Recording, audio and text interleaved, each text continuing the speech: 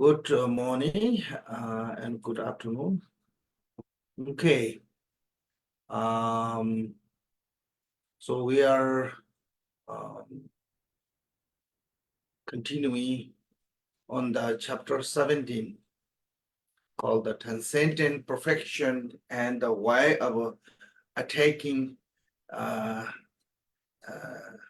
disciples. So transcendent perfections. What is the perfection? I mean the uh,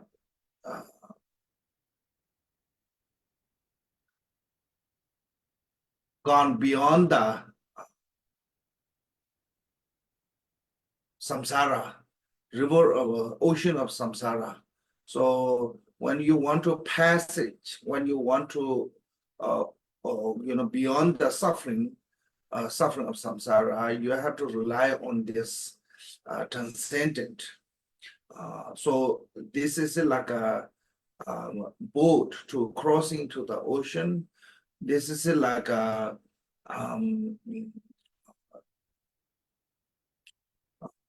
transportation to crossing the land, and this is like a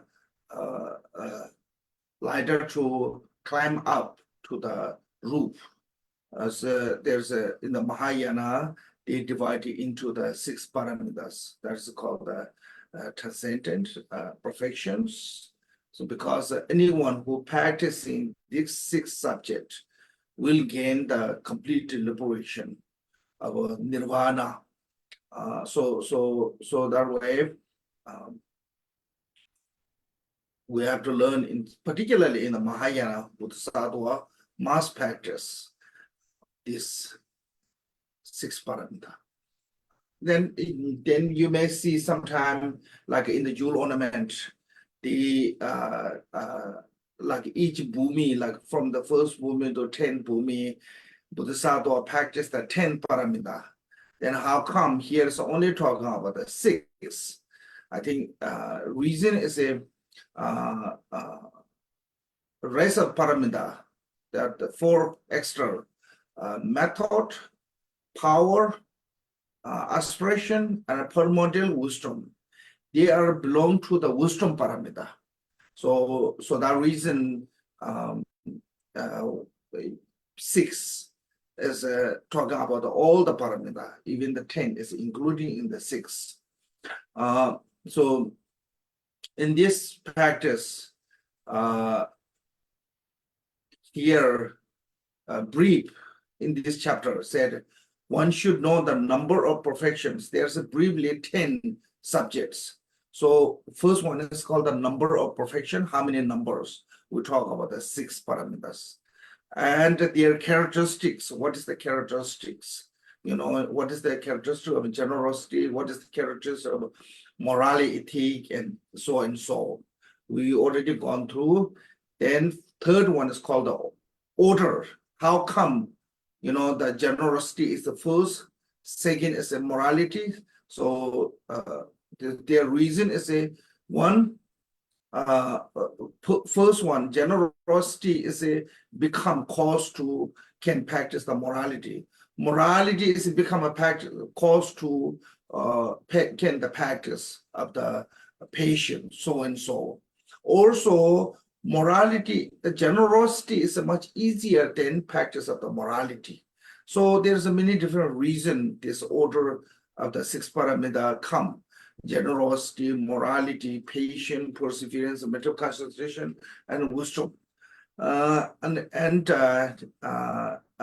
Entomology or definition. What is the definition of each paramita? So these are 4 of them already talked. Now we are on the 5th one. It's called the aspect of the trainings. So this one is a number 16.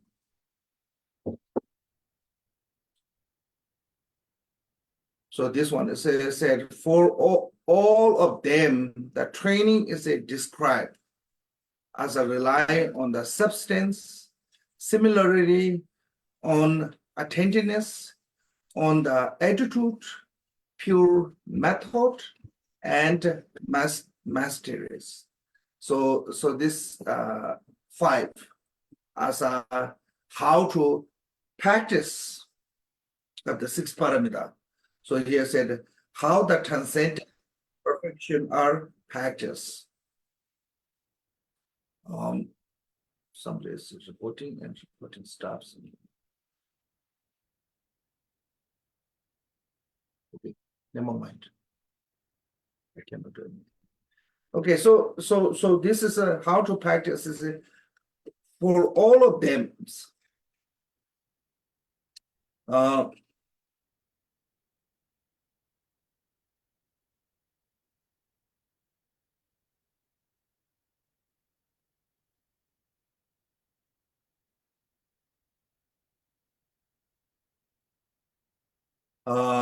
Training is described such how to train, how to practice this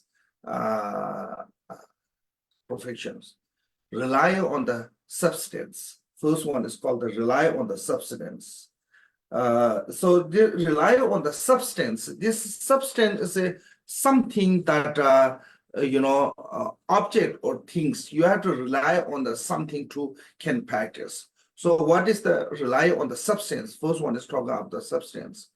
So the generosity has a four aspect: abiding, cause, fully ripening, and abiding in the aspiration, and abiding in the power. So basically talking about the four different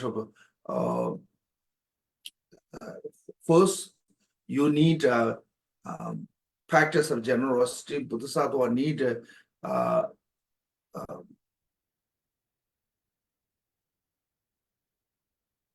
cause. What is the cause? Abiding cause. Abiding cause is talking about the bodhicitta. You have to generate a bodhicitta. That's called the abiding cause. And abiding power of analyze. A power of fully ripening. Abiding power of the fully ripeness.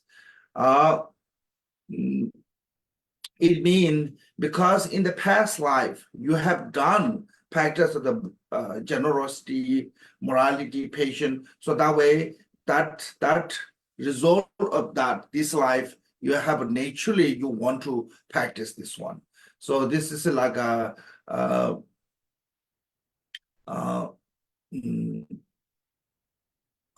because of the former life you have to practice. Then third one is called the abiding in the aspirations. Abiding in the aspiration is a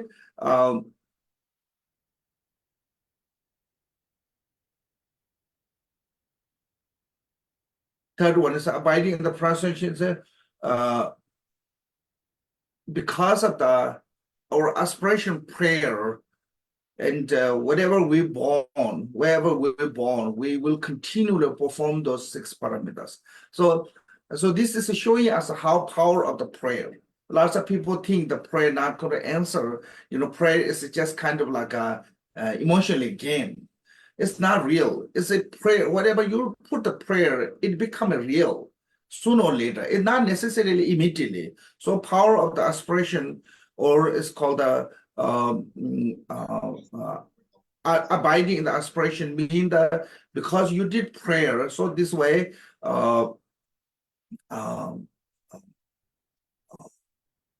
this life, meeting with the practice of the six paramita, and next one is called abiding in the power of the analyze. So you have to analyze. Like how to analyze it is whatever material what we have right now is impermanent.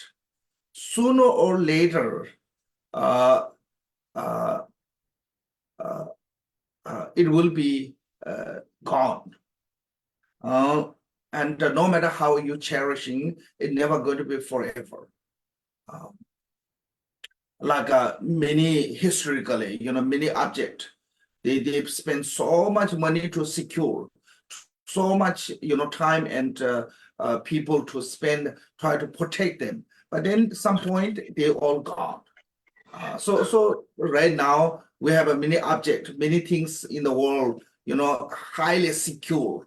no matter how highly secure, one day also those all gone. So there's nothing meaningful, no matter how, I mean, nothing is permanent, all those materials.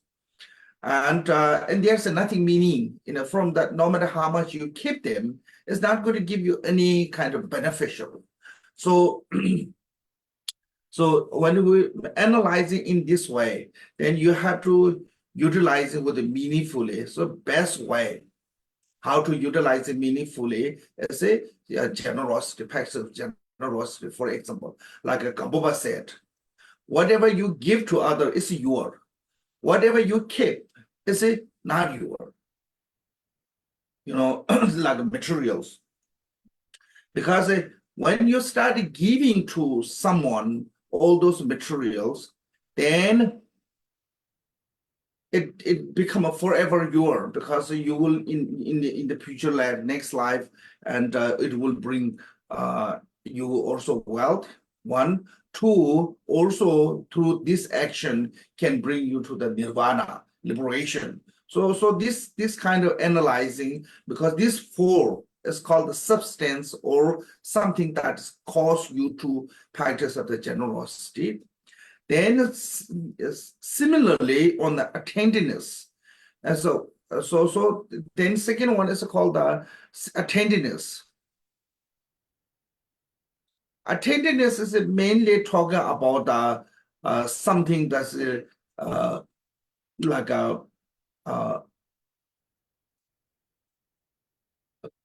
some kind of, it's called the attentiveness related to the interests. Attentiveness related to the interest is like you read, study, listen, and teaching on the what kind of beneficial can get from the six paramita practice, what kind of result will come, and that kind of Buddha taught many sutra, and many great master wrote the commentary on those sutra. So when you're reading or hearing, or you listening, or you're thinking about those sutra, from that too you get the interest of the practice. So that is called the attentiveness of the interest. And second one is called the attentiveness of the kind of like a testing. Testing means the remember the good quality, all the good quality what you can gain from the practice of generosity. Because of in the past life we did all the practice of generosity, that way we have this all the health, wealth, and this life also through the practice of generosity you can make lots of good things in your life. So remembering all those is called related to the testing, or said serving.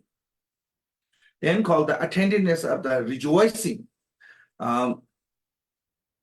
So you have to rejoicing all those beings who are continually practicing the six paramitas, six transcendence in the 10 directions. Then attentiveness of the related to delight. Delight means the transcendent perfection, what called the practice of the transcendent perfection, thinking in the future, whenever we are reborn, may I be other practice transcendent. So this is a delight, is you want to do continually in the future, this life and next life. So those are talking about the second one is called similarly on the attentiveness. Then one's attitude.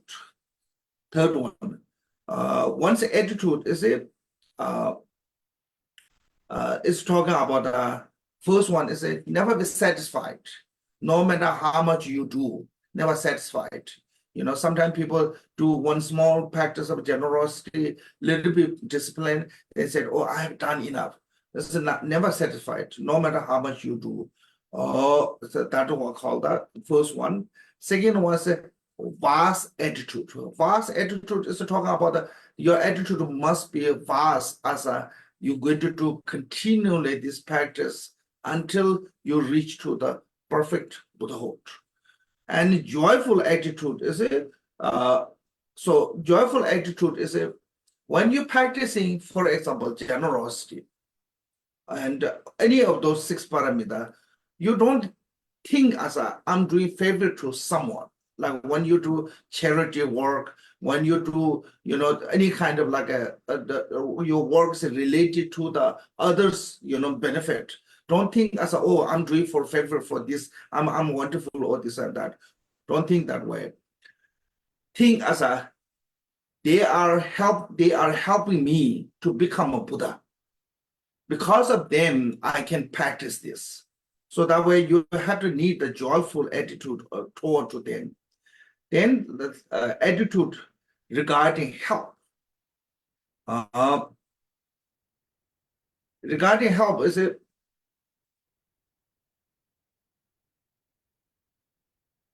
first one is called the joyful attitude. Is it this action of the like generosity, morality is the bringing me to the path to the enlightenment. I think that's a joyful attitude. Second one is called the attitude regarding help. Is it you have to think sentient beings. Those sentient beings, because of those sentient beings, I can practice. So they really helping me. In the Shantideva, there's one caution in the Vaya Bodhisattva contract said, for your becoming Buddha, which one is more important, Buddha or sentient beings? For you, Buddha is more important or sentient beings are more important? Because sometimes, we have this attitude toward to the Buddha and Guru, they are really important to you in your life. But then you forget the sentient being, including your own family. You neglect them. Some people I know, they're really serious practitioner, but they never take care of their family. But you need to know, without a sentient being, you have no hope to become a Buddhahood.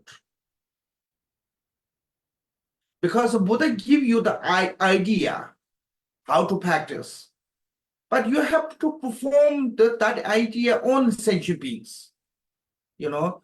If there's no beggar, how you can practice of generosity? If there's no harm, how you can practice the patience? If there's no distraction, how you practice the meditation? So this all the practice included the wisdom. Wisdom is a result of understand of the thought. So if there's no thought, there's no wisdom. So this reason, all this mundane, everything is a bring us to the enlightenment. So that way you have to treat sentient being as a helping you, doing favorable to you, So that is called the attitude regarding the help. And untrained attitude. Untrained attitude means not polluted attitude. It's like most of the time when we giving, like we offer to the Buddha, go to temple, offer to the Buddha some fancy one, fancy object. First, you have to have photo, and you have to put on the social media, and you have to announce whole world, I have done this. Why are we doing this one? Because we want to hoping to gain some fame. We are hoping to some kind of reward from that.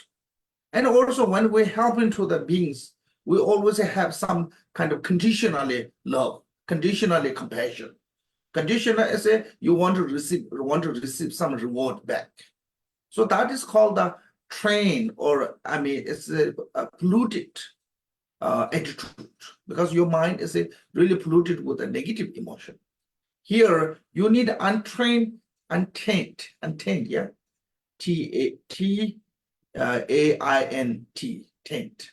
It means the untaint means the not polluted your mind from the negative emotions. So without the hope and return of reward, you do that pure-hearted. Then virtuous attitude means that you have to dedicate everything toward the complete enlightenment of the Buddhahood, not for the mundane benefit. So that those is called the attitude. Okay, third one as an attitude. Then, then what's a pure method? So this is a pure method. It's not talking about the method and wisdom. Actually, this is a pure skill. What kind of pure skill is it? Is it talking about something that, you know,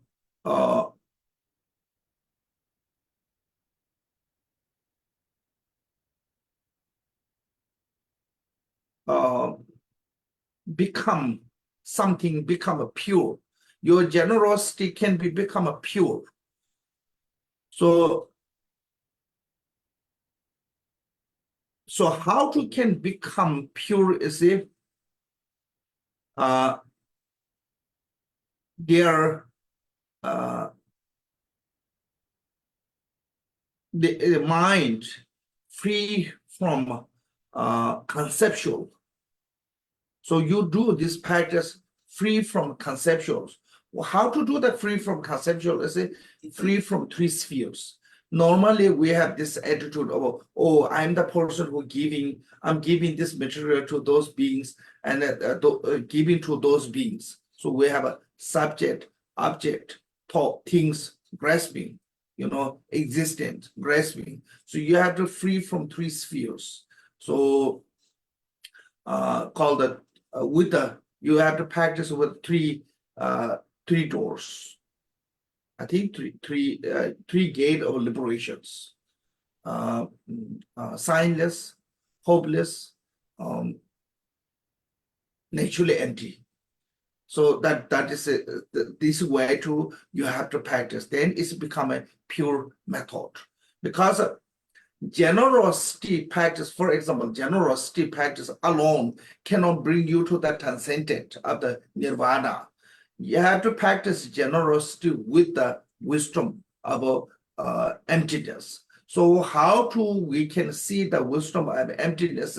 We practicing generosity with the free from three spheres. Then it become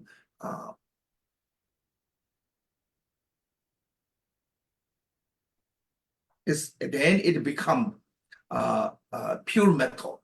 Okay, then master is talking about those practitioners when they reach to the 8 or above bhumi, and their practice is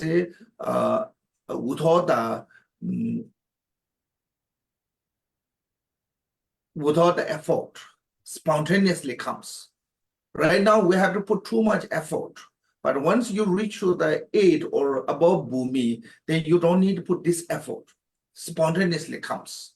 So that is called the mastery. So this is this way you practicing this 5 way to practice the generosity, substance as a mainly cause, and similarly attentiveness as a how you put the interest, and attitude, what kind of attitude, and pure method and mastery. So with this way,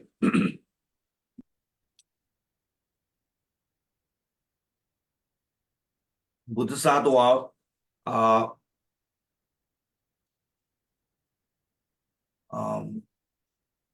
practice the 6 paramitas. Now here, number 5, classification, detailed classifications.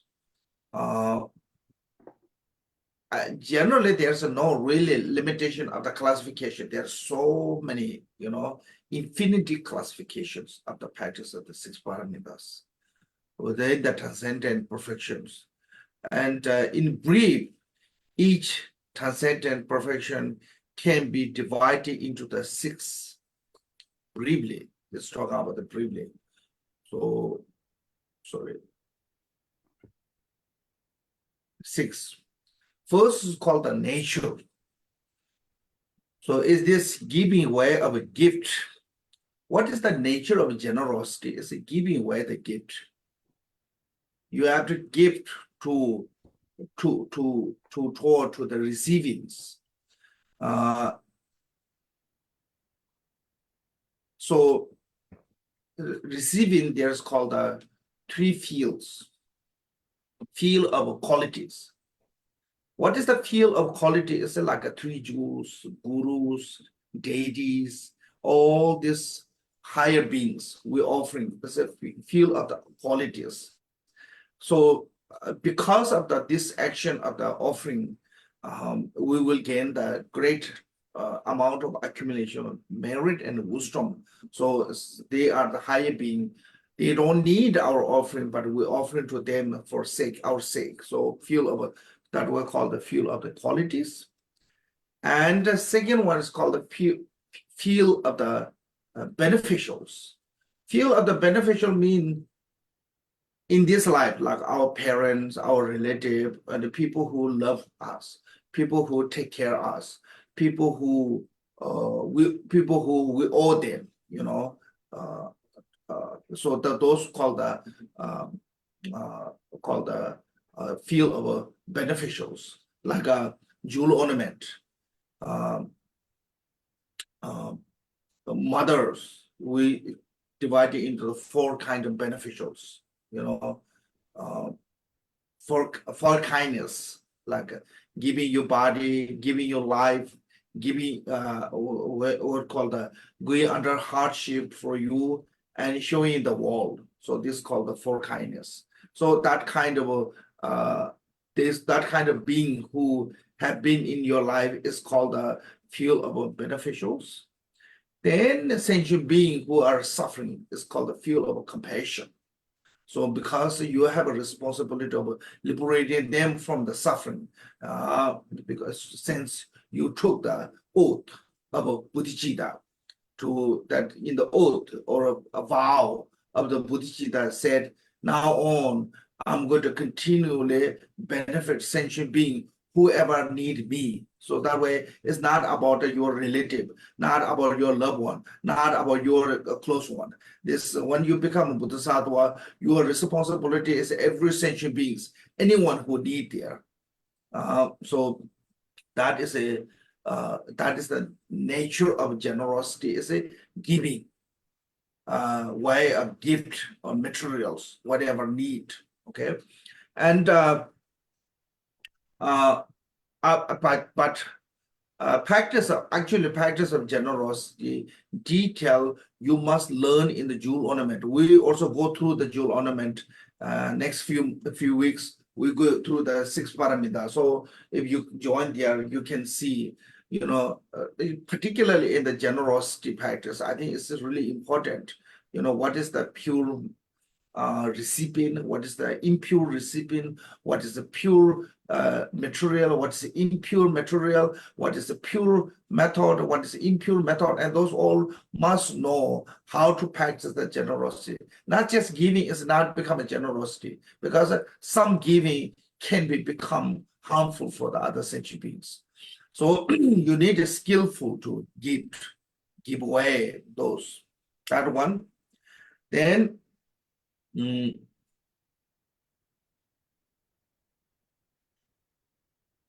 second one is cause. Cause is a said spring from relying on the root of attitude, rooted attitude. So spring means the is a spring, or I think this word is it can be spring, or it can be base, or it can be supported, or it can be dependent. I think that can be a spring mean from relying on the rooted attitude. So what is the rooted attitude?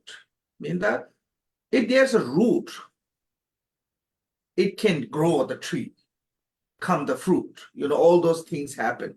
So root of the virtue is a whatever you do the virtue, free from afflicting emotion like ignorant attachment and aversions. When your mind is free from these 3 negative emotion, that means that your action have a root to bring to the result of a Buddhahood. If you perform this action with the 3 afflicted emotion, it is like a rootless tree. You know, dry tree you put, no matter how much how long you put on the tree, on the in the water, on the in the you know, in the soil, it never grow because it doesn't have the root. Make sense? So only tree with a root will give you the fruit. Same way, only virtuous action with a root and will give you the fruit of nirvana. So relying on the root attitude means that attitude, that practice must be free from afflicting emotion like ignorant attachment and aversions. So with the free from these three emotion is called the root virtue. Lots of time you will see the root virtue in the dedication, especially in the dedication prayer. Root virtue is talking about the root to become nirvana. How to become a nirvana? I say that virtue must be free from these three what called the emotion, yeah? Ignorant attachment, aversions. Then it become a root to nirvana. Defilement. Huh? Defilement. Environment, yeah. Okay, then third one is a result. So result in the perfect body and richness. So like a practice of the generosity will give you the perfect body and the perfect body and the perfect wealth. And that kind of body and richness is gained through the practice of the um, uh, generosity. That is the result we'll gain. So these lives of body, these lives of all the our wealth is a majority come from the past lives, karma or merit. So that's that result. And care for both oneself and others. So this is it's called a it's called a function. It's a through this practice benefit both ourselves and other beings. So that's the functions.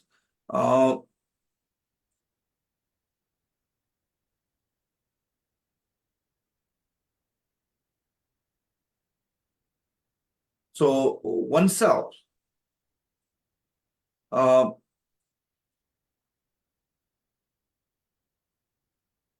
First, practice of generosity, practice of morality is a benefit of other, directly benefit for other sentient beings. Like when you can practice, generosity, if other receive the mm, uh, necessary things, food, clothes, and practice of morality, other become more secure about free from harm, and so you will get. So that way, this benefit for other directly, and also yourself.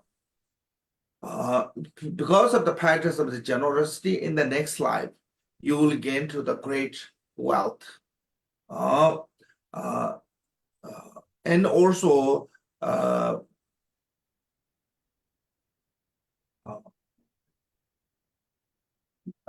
practice of the material accumulate the merit, and the practice of the generosity of the material, generosity practice as a material, giving material will accumulate the merit, and giving dharma accumulate the wisdom. So that way both yourself and other both gain benefit from this practice. So care for the both oneself and others. And then lead to completion. Lead to completion means that through this practice, we will accumulate the, accumulate the merit, or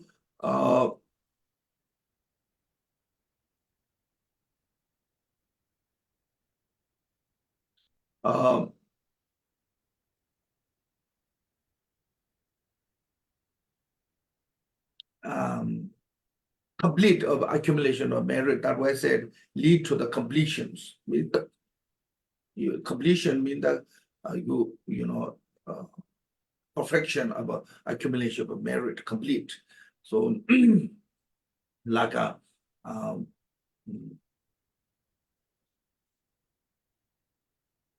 like Shakyamuni Buddha, three great eons, practice of the generosity and six paramita. So that way, through the accumulation of merit and through the accumulation of wisdom, he reached to the Buddhahood.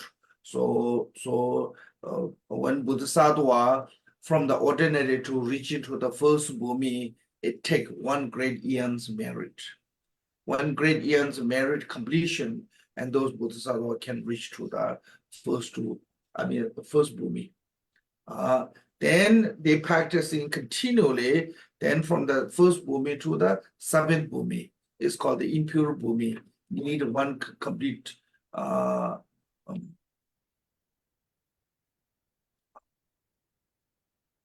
one eons, great eons, and from the eighth bhumi to Buddhahood, one great eon. So like Shakyamuni Buddha took three great eons to accumulation, merit, and wisdom. So that will lead to the completion, become completion of the accumulation to bring to the nirvana. Then it's endowed with the freedom from the stinginess. So what is the opposite of the generosity? What is the opposite of the generosity? Is the stinginess. So you are free from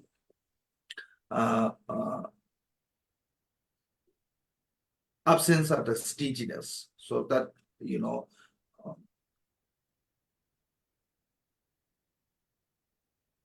okay. And comprise of the gift of the Dharma and material gift and freedom from the fears. So this one is called about the three category of the practice of the generosity. Practice of generosity have three categories. What are these? It's called the gift of the Dharma, it means the Dharma teachings.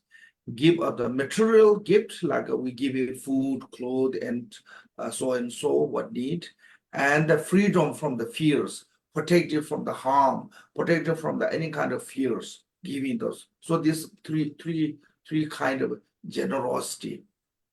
Knowing that such is the generosity, the wise accomplish it perfectly. It means the wise is talking about the Bodhisattva. And Bodhisattva will be practice this correctly and until it's become a perfection, until it become a complete. They continually do, Okay, now second ones is talking about the morality. What is the nature of the morality? It's a six branches. Six branches are nature of the moralities. That's called the essence. What is the sixth branch? Mean the abiding by discipline. So it means that you're holding your vow with the discipline, because without the discipline, you cannot hold. So that way, when we talk about the vow, it's talking about that you can be enjoyable something, but because you are disciplined, you're not doing. So I joke normally, for example, when a dog become a vegetarian, that's called a really discipline, because a dog is a naturally meat eater. But if cow, because they naturally not meat eater, cow never had a vow of being vegetarian. So example, if someone who cannot eat meat, then that person doesn't have this vow of not eating meat, because you don't need a discipline. So discipline is also called the tapasya. It means the sacrifice. You have to be something sacrifice. You have to something,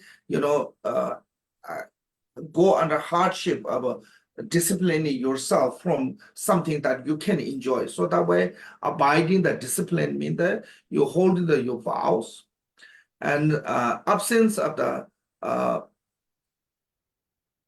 perfect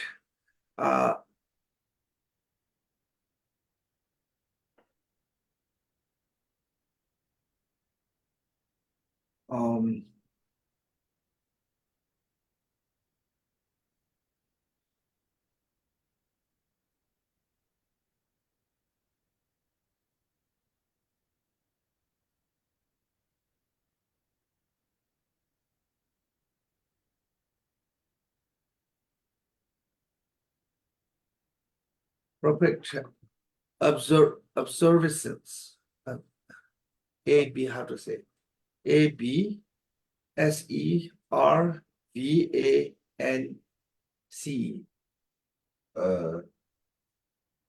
Observance. Yeah, I think observance, perfect observance. This is talk about the perfect dharma and perfect environment. So you need a good environment, being subtle, shameful of deed, being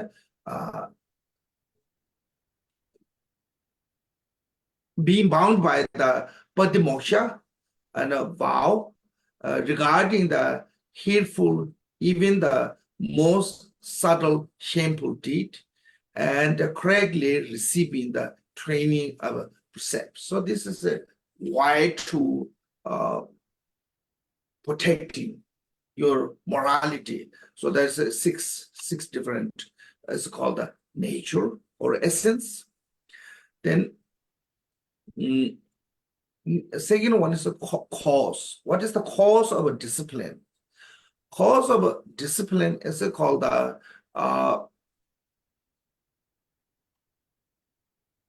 sparing is, I think, same.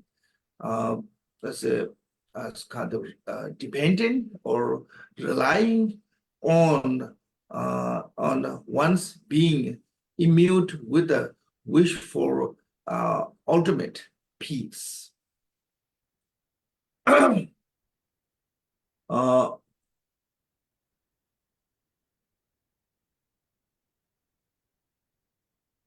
So this is talking about the motivation of the renunciation, to renunciation from the samsara to reaching to ultimate peace of nirvana. So that's the main goal. You know, when you there's a many different people who practice the morality, especially in the ancient time. You know, when people join to the monastery, some people join monastery because of the fears.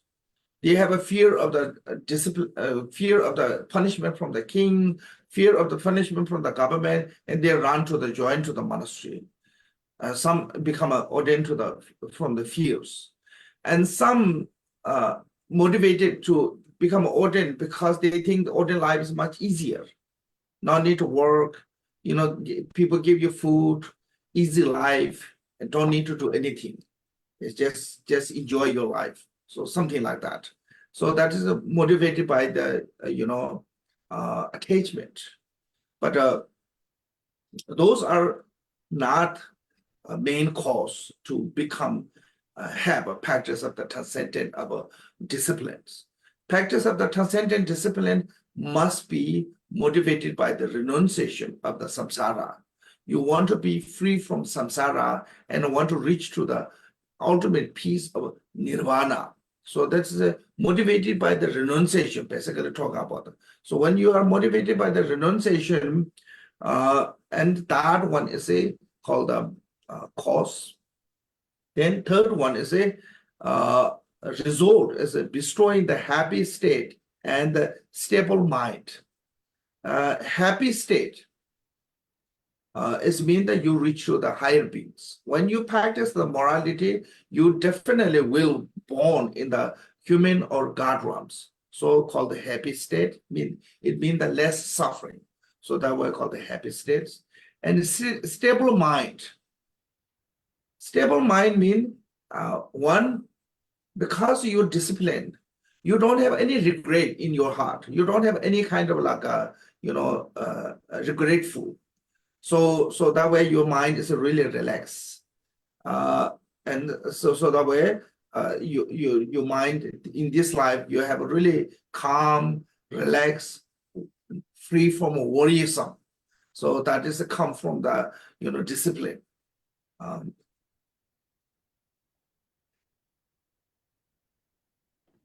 Like law-abiding country. I mean, they can talk about the law-abiding country, yeah, country that follow to the with the law. In those law-abiding country, when you drive in, for example, if you drive in like a speed limit, Even you hear the police siren, you don't have to worry because you know it's not for you. But if you are speeding somewhere, when you hear the siren, it immediately makes you worry because you broke the law and you speed. Make sense? Similarly, once you discipline yourself, you don't have to worry some. So that way, it's called stable minds. And another one is also discipline is become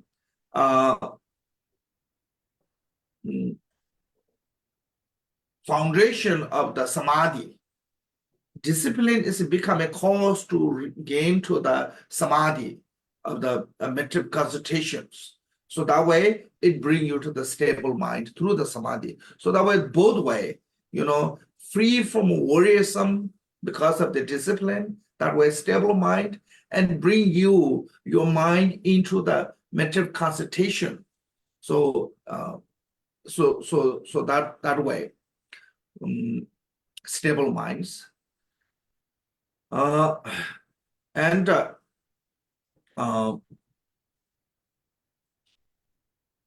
stable minds.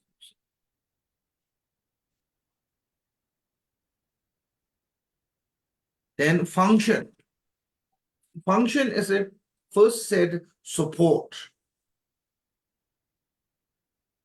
Support means that discipline is become a support of all the virtuous actions. So like earth is a support for all our activities. Similarly, morality is the foundation of all other activities like a samadhi, wisdom, and any kind of meditation, anything. So you need the foundation of the morality. So that will support or the base.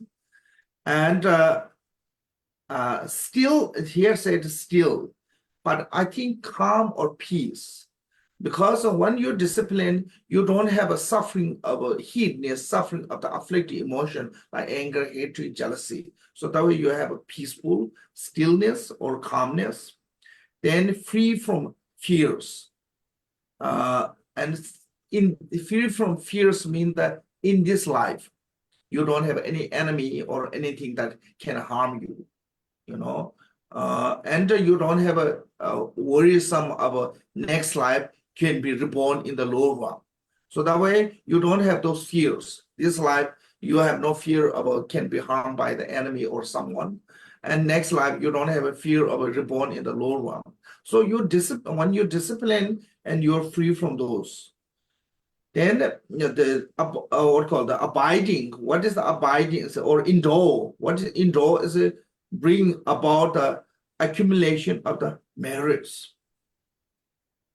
Why is it morality? It bring to the accumulation of merits because since your three doors, body, speech, mind, are discipline, it's called the abiding on the virtuous act. Long as you discipline, like when you're avoiding all the 10 non-virtues, it is the virtues. Because of that virtues, you will accumulate the merit. Then this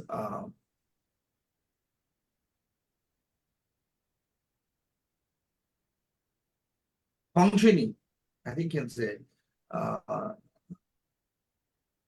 is a symbolically designed or naturally occur. So symbolically designed is talking about through the ceremony.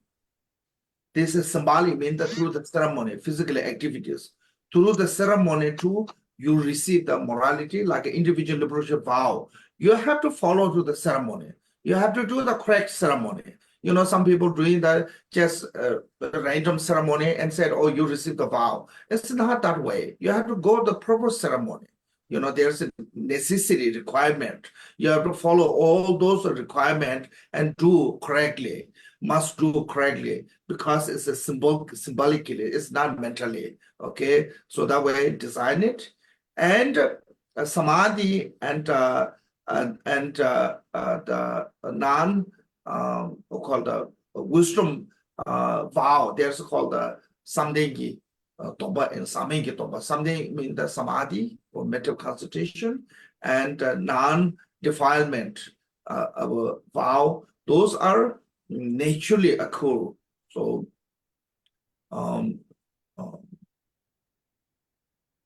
this is two different ways to you can receive those moralities.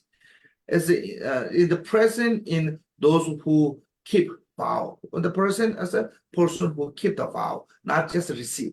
You know, after the receiving, you have to learn how to keep them. You know, in Tibet we say there's a I have a vow, I don't have the vinaya. When I had the vinaya, I don't no longer have the vow, because that is showing us they receive the vow first and never trained. But then later, then somebody taught them a Vinaya. When they learn about the Vinaya, they realize, oh, they no longer have the vow. Because according to the Vinaya, if I do this, I'm trying to break the vow. So have to keep the vow. How to keep the vow is by knowing what should do, what shouldn't do. So lots of people they love to receive like a morality vow, I mean individual liberation vow, bodhisattva vow, country vow. People love to receive them, but a lot of them have a hard time to keep it. So keeping is really important. So that way you have to learn how to keep them. So that is what said. That's mean the present and those who keep the vows, knowing that the such is a disciplines. So that is the about the disciplines.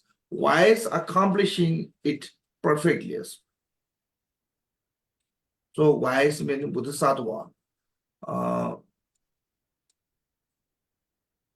Accomplish it perfectly, so without the mistakenly follow with this. Now, third one is called the 21. Yeah.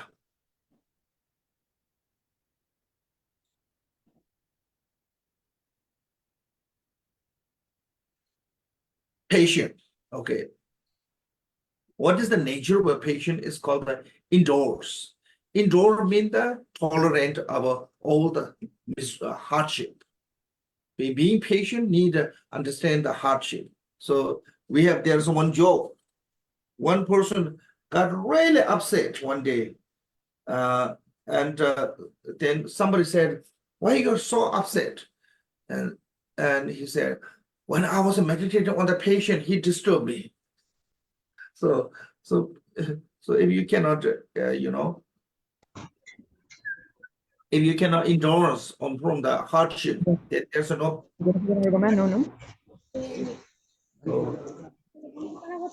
Sí. Okay. And ignorance is also called a carefree.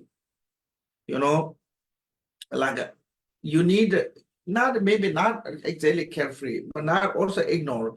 This is something that is you knew that be dangerous. You know that be difficult, but still, you want to do that one. So no matter how difficult it comes, I will continue. No matter how hardship comes, I want to do this one. So I think as a talking about ignorance is like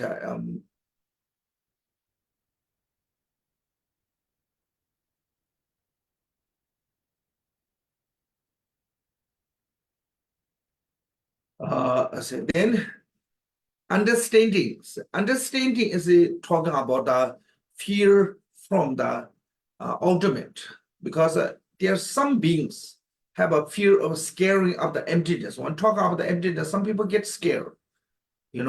How do they get scared? Is like so many ways to scare, because some people worry about if there's everything's empty, then how I can exist, how I can take care, how I can achieve, and those all worrisome. And also some people, if there's everything's empty, then there's nothing left. So many of these kind of fears comes. And also I heard this one is a scientist. Some scientists get to the stress because they see the world as a pieces, not the solid. Because of that, they have so much fears about this can be collapsed. So that kind of a mentality can come because of the misunderstanding of the nature of emptiness. fearsome is come, unpleasant is come because of the nature of the emptiness. So, so you need to understand on the emptiness. Then the base or spring from the compassion and depending on the dharma.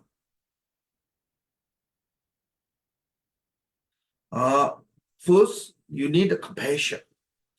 It have to be bodhisattva. When you're being patient, it's not because you have fears. Sometimes, we have a patient, two kind of patients. Some people patient because they couldn't say, they got scared. So they have to be patient. That's not talking about here. It's based on your compassion. So you have to patient someone who is weaker than you. You have to patient someone who is lower than you. Because for us, being patient with someone who is stronger than us, someone more powerful than us, someone is higher than us, no problem. We can be patient. When some higher one comes, they order you, even you don't like, you have to just say, yes, sir, yes, sir. You have to be patient. We can do that one. But when someone is lower than us, someone is weaker than us, come to tell you something, you get immediately irritated. How could you say this to me? How could you do this to me? So that time, if you have a compassion, you become a patient. Even someone is lower than you, even someone is weaker than you, when do to you something, when tell you something, you still have a compassion. You're still patient because you have true compassion. Even you are capable to can destroy that person, but still you're not really doing anything, keeping you calm, your mind, because of the compassion. So patient need the compassion, okay? And depending on the dharmas, it means that depending on the dharma means that based on the you're keeping your morality vow. When you're living on the morality vow, you not harm sentient beings. That one. And the second one is because you learn the dharma.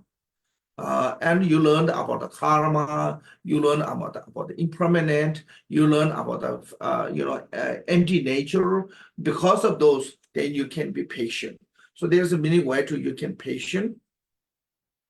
But mainly in this, because of the compassion, morality, and understand the knowledge. Through these two, you have to patient. Those are the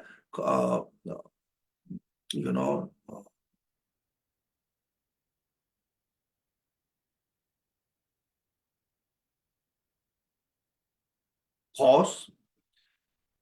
Then describe as a having 5 benefit through the morality. Through the patient, you will gain the 5 different type of beneficials. One, there's no what called disputes. No dispute. One will not have any grudge or like enemy. 2, because of the having many friends, one will have a few difference with the people. I think this is a little bit mistranslation. This is talking about because they have too many friends, it give you too much attitude. What called the Arrogance. Irritate you because the too many surrounding make you irritate. So that irritate can cause you to practice the compassion, patient.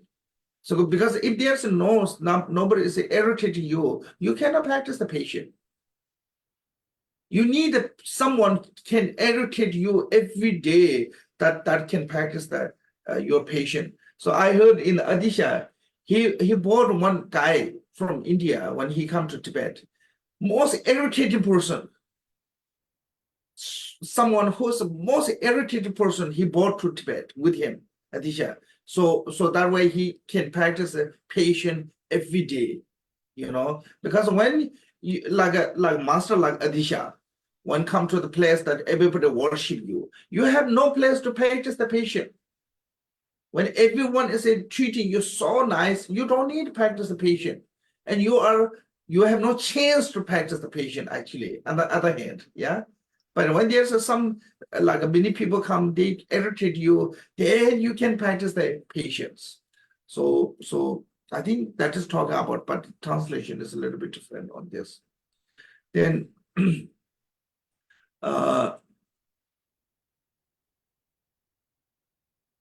and one will be physically well and mentally happy. One will die joyfully. Then when you're patient, when you're dying, you have no worrisome. After the death, one will be go higher realms. And at the earlier, actually, you remember in the higher realm, also you will be born really beautiful, attractive. So beauty is the result of the being patient.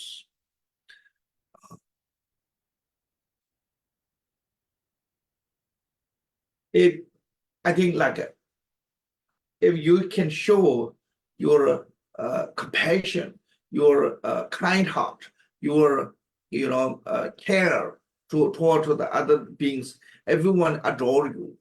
Everyone see you are beautiful. But no matter how much you put the makeup, no matter how much you do the plastic surgery, no matter how much you try to make the look beautiful, if you show your evilness, no one will like you, even you are handsome or beautiful. So that way, beauty is come from the patience.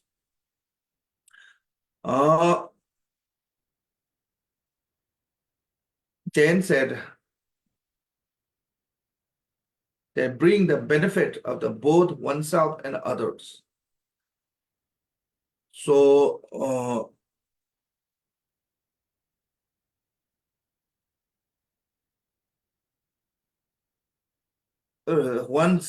self gain the happiness by being patient, and the other will not have fear of harm. So there's a norm for harm for others. So that way benefit get both. If fully endure such as the greatest of the austerities. So there's many different austerities practice, like some people not eating, some people, standing on the one leg, some people like, doing so many way, like so many way to do the austerity practice. But there's the greatest austerity practice is that being patient. So be patient is the supreme of the austerity practice. There's no greater than austerity practice as a patient. And it's held to be put above the three kinds. So three kinds of patience.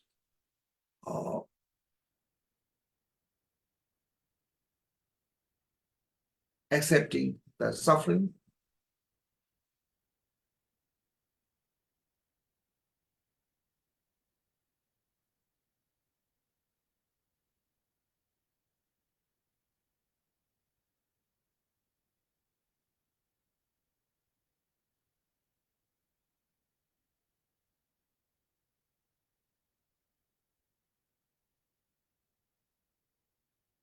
patient with the harm, patient with the hardship, and patient with the understanding of the nature. So those three kinds of talk about. So one, when somebody is treat you really miserably, it's called a patient with sage beings. And when you're going through the hardship of practicing, still continually keeping that practice called a patient with a hardship.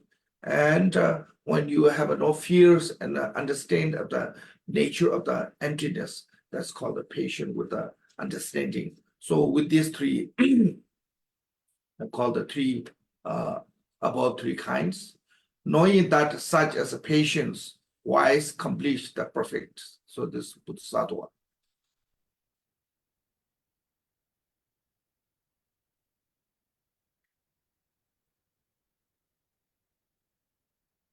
Okay, now is a perseverance. So what is the nature essence of the perseverance? Is that is the true delight in the virtue. You have a feeling of delightful when you're doing virtue. That's what the perseverance means. But you have to have the delight in the virtue, not the negative. Because when you put a delight on the non-virtue, it's become part of the laziness. So I have to have something based on the virtuous act. So delightful and cause depend from the interests and determinations. So you need interest on the dharma. So when you have interest and determination, then no matter how hardship, you will continue. Yeah. So you have to build that interest. You need that build that determination on the dharma. Otherwise, lots of people at the beginning they do some practice, then slowly they what called the give up. Why? Because you have a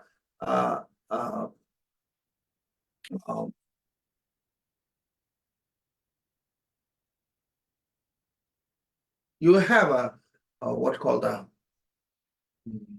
you want to do, but you couldn't keep continually because of lack of interest and determination.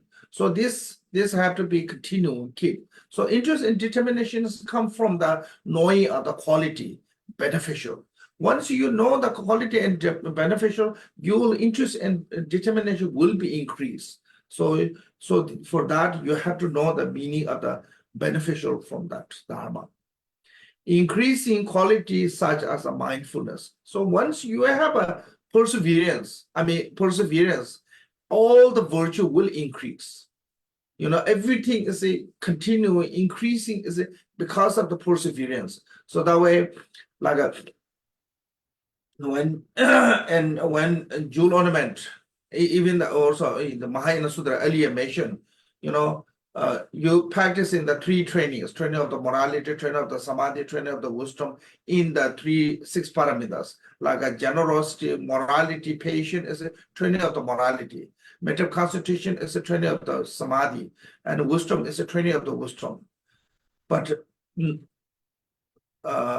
perseverance is a support of all three trainings.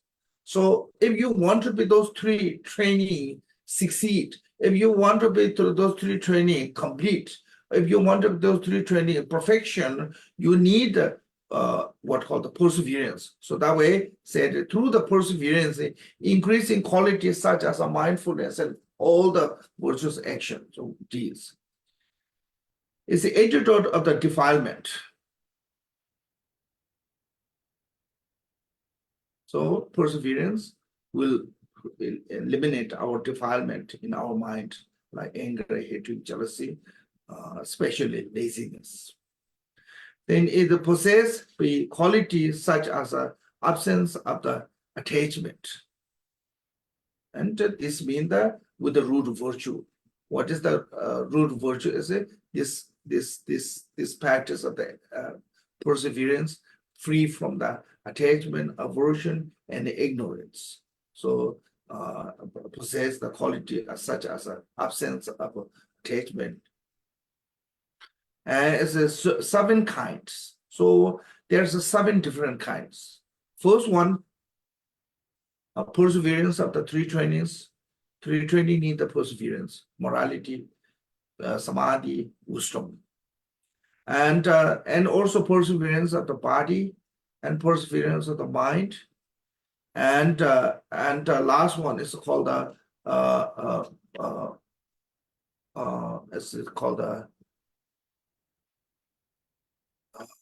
application, devoted application and consistent applications, Gujur and Tajur. So this seven, or another way, or it's called physically diligent in the training as a superior. Sorry.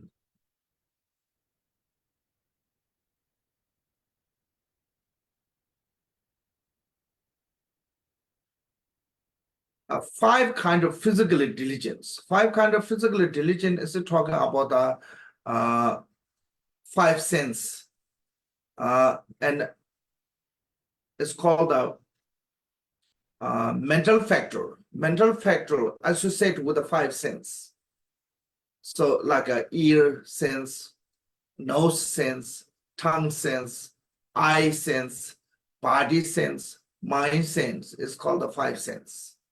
So related to this five sense is called the mental factor. Mental factor related to this five sense is five. Then five sense consciousness. Then two kind of a mental diligence. Two kind of mental diligence is a main mind diligence, which is the superior training,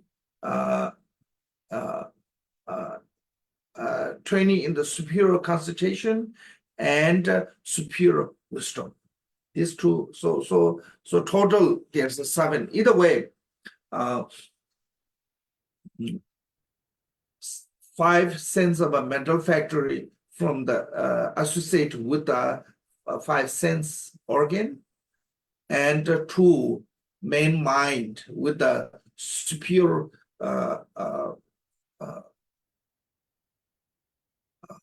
concentration and superior wisdom. So this is also three training. Either way, there's a seven difference. I think easy one is I can say perseverance related to the three trainings: training of the morality, training of the samadhi, training of the wisdom, as a three trainings. On the three trainings, as called the perseverance, also called the two: perseverance of the body and the perseverance of the mind.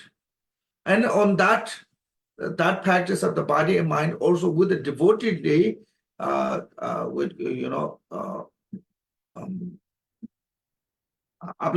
applicating, and with the continually application. So that's a seven kind of knowing that such a diligence, wise, complete, and the perfection. So we have to know this. So devoted, okay. Now, so mental concentrations is the still seeding in the mind within. Seeding mind in the within, this is mind seeding in the inward. In the Buddhism, we call the Tibetan word in the Buddhism is called the Namba. Namba means the inward. Most important in the Buddhism is mind. Body, speech is a support of the mind. But once the mind is really a master, you can master your mind, then you don't need to care about the body and speech. But for the becoming mastermind, you need the body and speech support. So that way, physically involve the activity, dharma activity, verbally reciting the mantra, prayer, those are really necessary until your mind is a master. But once your mind is a master, then those are not necessary. Like a Zen tradition. Zen tradition, they said, don't do the physical activities. It becomes a distraction to the mind, because once your mind is really inward, you master your mind, and once your mind is inward, then you don't need physical support.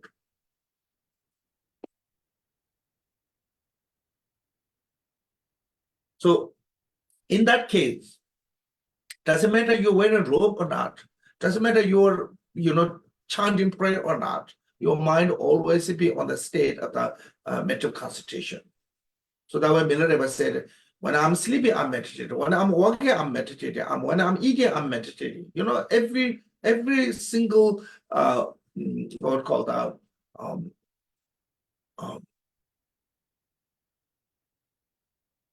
engage activity, it's supported with a meditation, mindfulness with a meditation. So it can stay. But until reach that one, you need a body speech mind, a body speech support. But most important is the mind. So our aim is the goal of practicing is how to train the mind. Make sense? But right now, body and speech have to help how to train the mind. So that way you need the training of the morality and training of the wisdom. But here said settling the mind within mean the inward. The one pointedly mind setting on the nature is called the essence. And the cause is springing from the mindfulness and diligence. So you need the mindfulness and diligence. So mindfulness have many different mindfulnesses.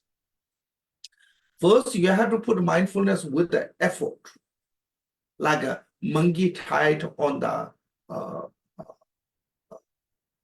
tree with a chain. Make sure not run away with mind from the focal object. So you have to put the mindfulness. Then slowly, mindfulness is like becoming a river. Just follow with it. If thought comes, just follow with it. You don't need to remove, or you don't need to stop, or you don't need to anything. Just follow with it and be mindfulness with that. Then slowly, then mindfulness is become without the effort is naturally eliminate. It's like a snake. It's a tight knot. No need somebody release them knot. It naturally would go away.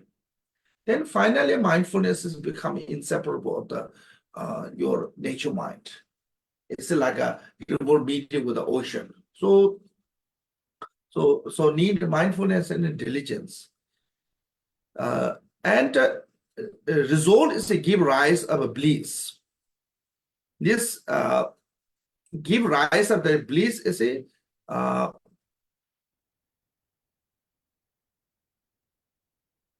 happiness of that train.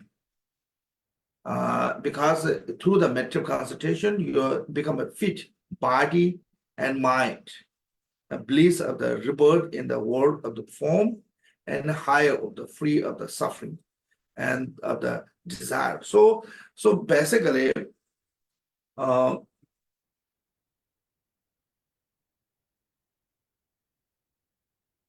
first is called the as a bliss is this here is to talk about the Xinjiang. Xinjiang is flexible. Now your mind and body both become under your control. So you have really flexible. Whatever you want, they will listen. Like when you got wild animals. It's out of your control. When you train them, one day it becomes really useful. You can use anywhere you want. It's called a well-trained, yeah? So mind have to train that way to become until totally flexible. Then once you're flexible, then it's to give you the great joy. So that one, bring master of the perturbed nature, power, and the way of abiding. So this is a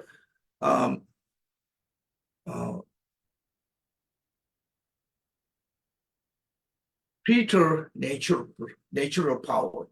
I think it's talking about the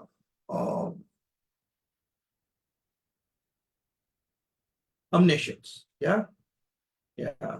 Omniscience. The mind have a knowing of things.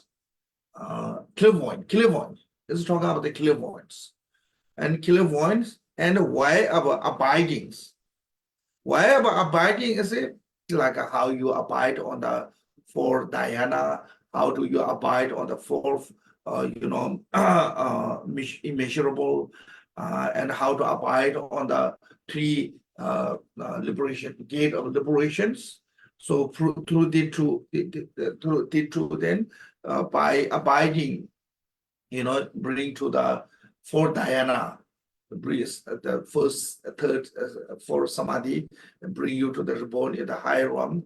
And by meditating or absorbing on the four immeasurable, unit reborn in the Brahmin, and meditation on the three what call them gate of liberations, and bring to the nirvana. So gate of liberation, three free gate of liberation is called the Nandara Kosum. Signlessness, hopelessness, and empty nature. Yeah. So those are the three gates of liberation. So you can gain the abide on those or about it. It's the foremost of all the practice.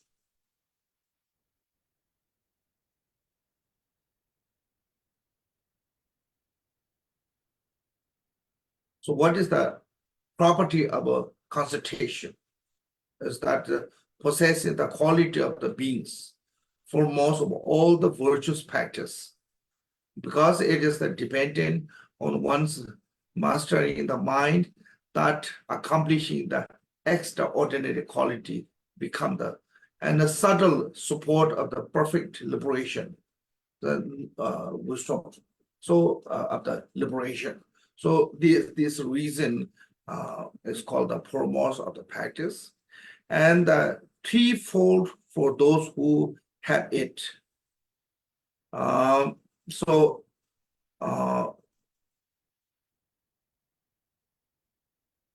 the how to this called, there's a threefold. First one is called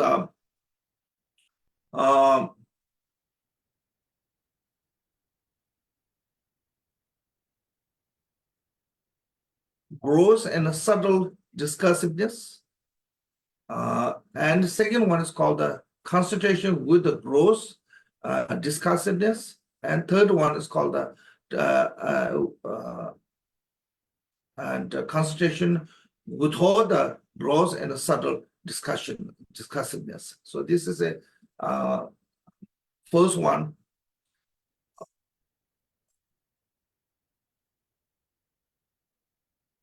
Need analyzing of the seeing the faults of a desire realm and the quality of the form realm.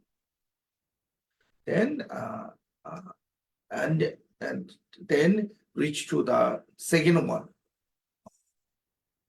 That's called the with all the discursive thought, discursiveness have a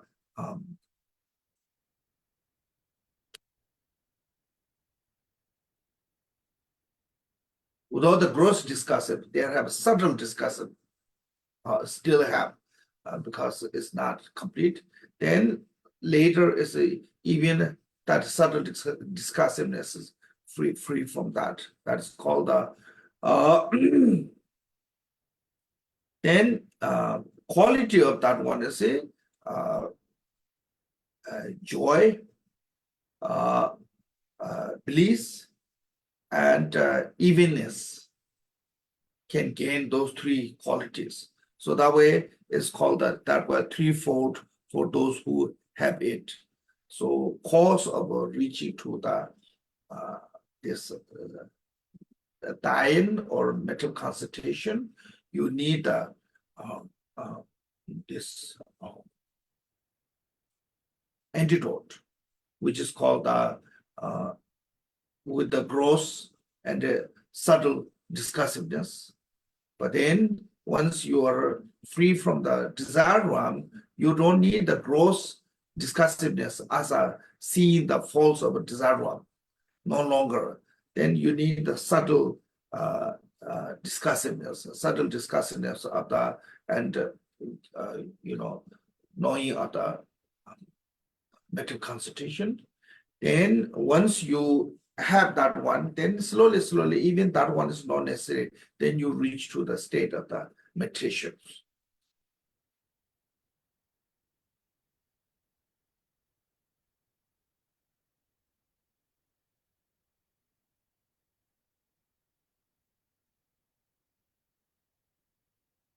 Okay, so that's called the three-folds. Knowing that the such is a concentration and the wise accomplishing it perfectly. Now, last one is talk about the wisdoms. It correctly discern knowable phenomena, correctly discern the knowable phenomena. Oh, sorry. Correctly discern the knowable phenomena is talking about the knowing of the phenomena as it is, and knowing of the phenomena as they are.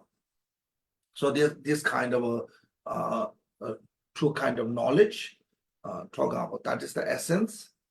Then the cause depending on the consultation. So here, depending on the consultation, mental consultation is a necessity to the wisdom.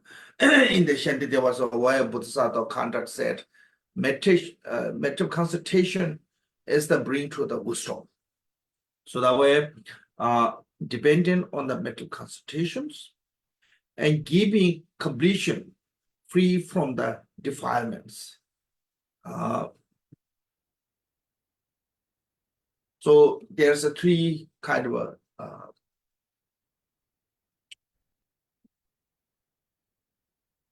wisdom: mundane wisdom, super mundane wisdom, and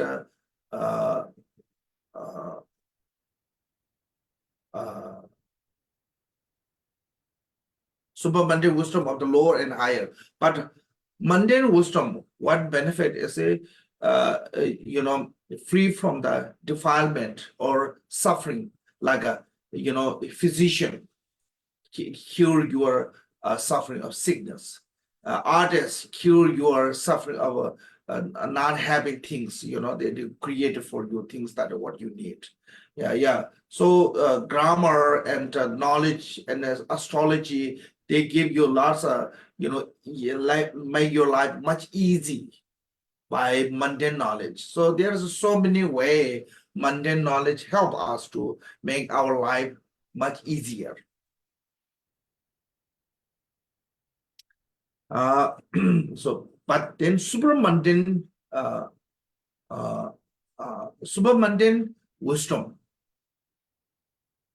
What he said, as I have a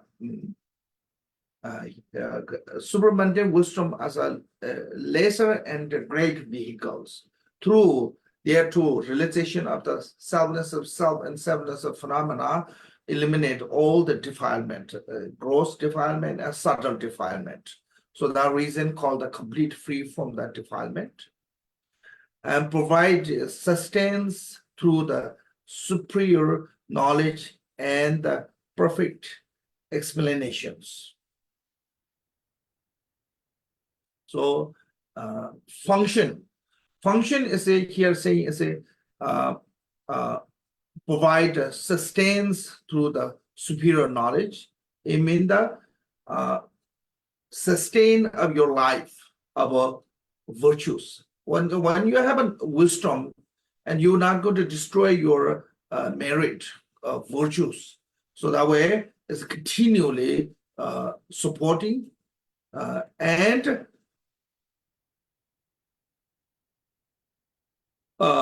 perfectly explanations. Is it also when you have a knowledge, you can explain to the other correctly without them mistakenly.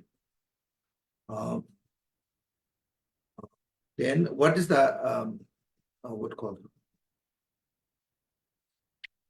word that is called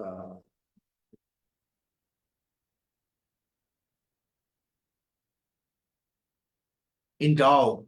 What is endow? Is it highest of all the teachings?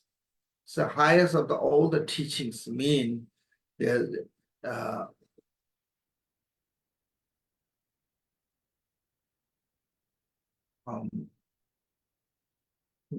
mundane wisdom give you the the healthy success and all those mundanely benefit can gain you through the mundane wisdom, and the super mundane wisdom is a gain you to the what called the highest of all the teachings is a as a called the complete nirvana.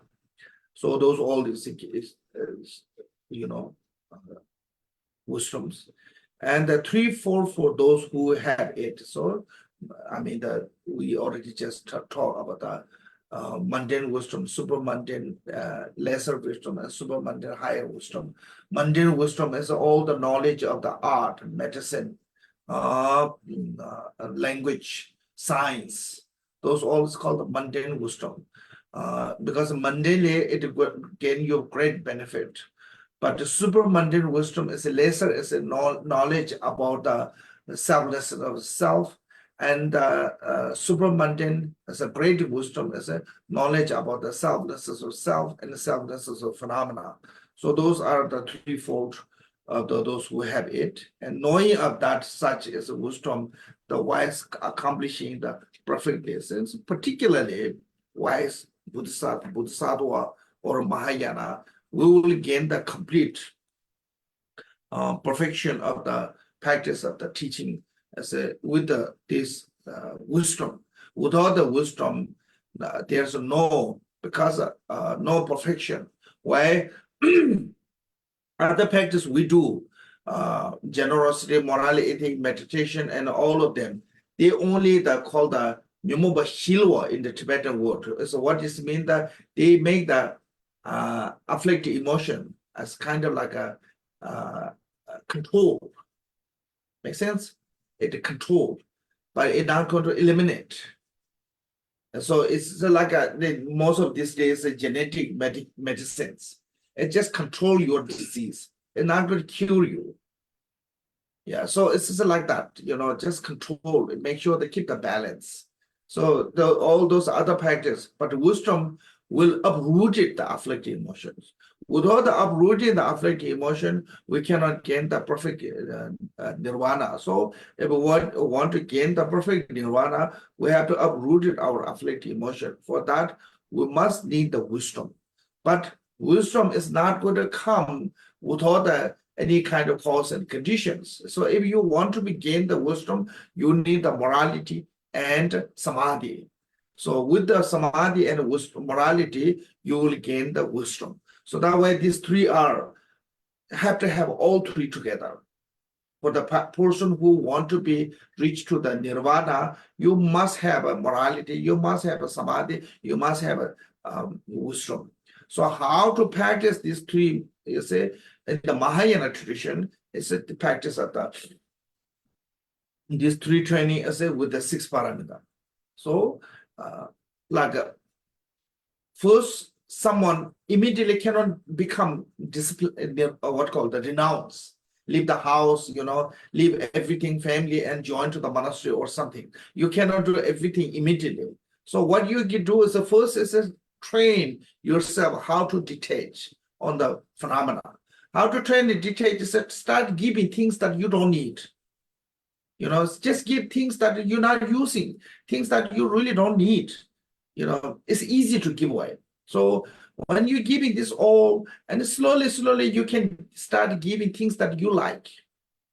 So this is the training of becoming morality. Otherwise, when you don't have this training, then sometimes we leave the home from the monastery, from the household, and join to the monastery, and the monastery make the home. Make sense? They build our empire in the monastery.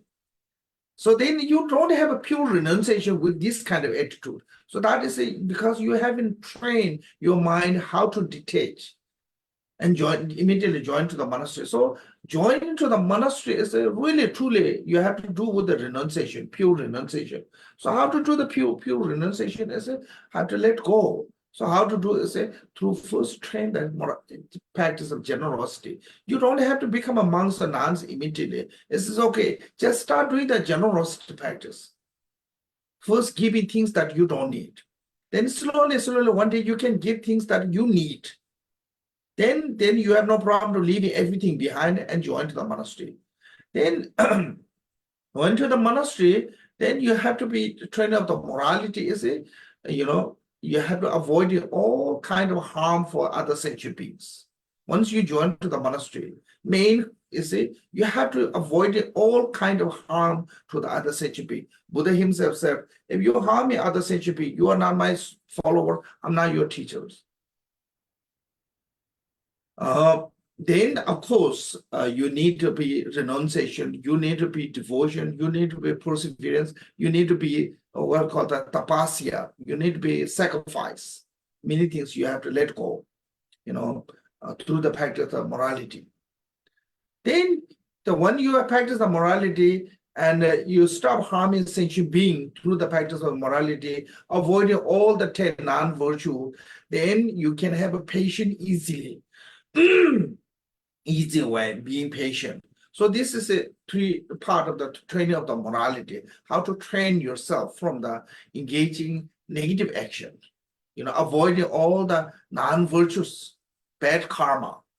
Then once we train ourselves this way, then one day you can have a training of the samadhi. Then that's called the meditation. Lots of people, go to the meditation without the training of the morality and without the, discipline yourself. Then no matter how much you meditate, and when your meditation session is finished, you go back to the normal, your life. Nothing change come out. Why reason is it? Because we don't have a experience of the discipline. We don't have experience continuing of the discipline. We don't have a continuing of the morality. So that way, even you meditate many sessions, when session is end, your meditation, your all the attitude is the same. So then you become again same way. Nothing improvement comes. So that way, meditation need the discipline, morality. Then it's improvement will come. Then once you with these two, then wisdom will come. Even you don't want it, it will come. Make sense? So through the training of the morality, to discipline the body, and through the training of the samadhi to discipline the mind, then you can gain the wisdom. So that reason, yes, our aim is a wisdom, but they need the morality and samadhi. For that gain that wisdom, purpose of that wisdom, we need the morality and samadhi. So then these three, then you can have a complete path to the enlightenment. So these are the symbol of all the Buddhism. Doesn't matter which way, which angle talk. Hinayana anger, Mahayana anger, Vajrayana anger. You have to follow on those 3 steps. Training of the morality, training of the samadhi, training of the wisdom.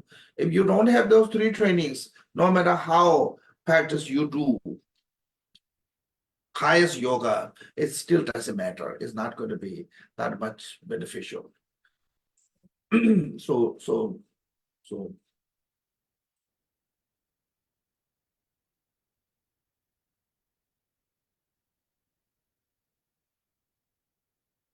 these are the classification. I think it's a classification of the each 6 parameter. When you come to the practice, how to practice is with the knowing of those, each one have their own 6 classification. With the knowing of those all 6 classification of the essence, cause, result, what called the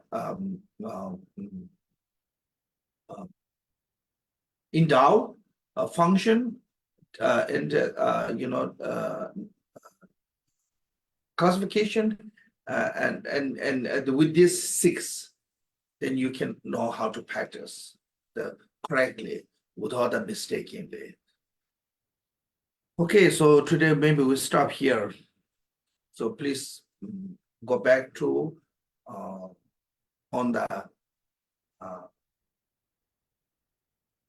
this 6, how to practice of the 6 parameter with this. I think today we stop here. It become a little bit too much subject. So we stop here, verse 28. Then next week, we start from the 29. Okay, thank you.